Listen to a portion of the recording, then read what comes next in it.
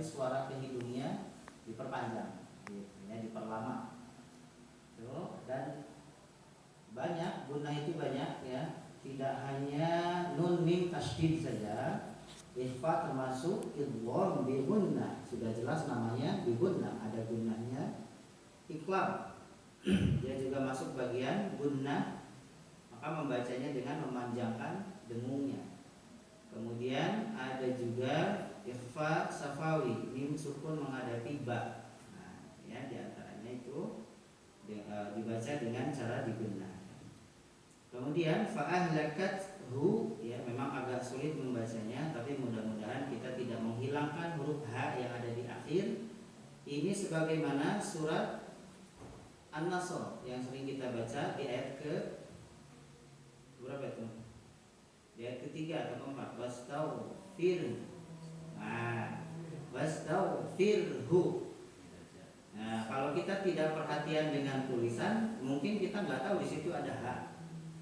Ya kan ada yang menghafal Qur'annya itu tidak melihat tulisan, ya sakuping-kupingna lah senaritinya.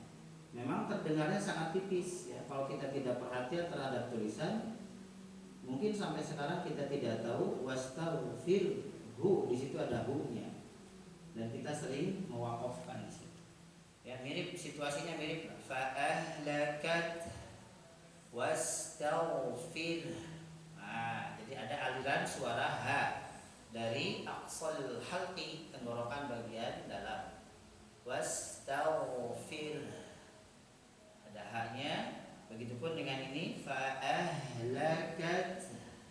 Nah, ada aliran suara huruf h yang sangat tipis ya. Bisa jadi hanya kita yang dengar. Tapi kalau pakai pengeras suara biasanya kedengaran. Ya.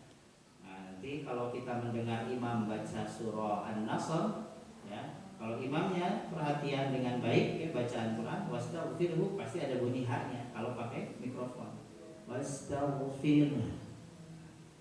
Pasti kedengaran ya. Jadi gunnah sama khoisum itu perbedaannya kalau nun sama mim itu gimana, Ustaz?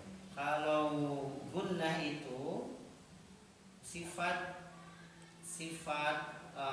far'iyah, kalau khaysum itu sifat lazimah. Maksudnya gini, kalau khaysum itu sifat yang nempel, selalu ada. Tapi kalau gunnah itu sifat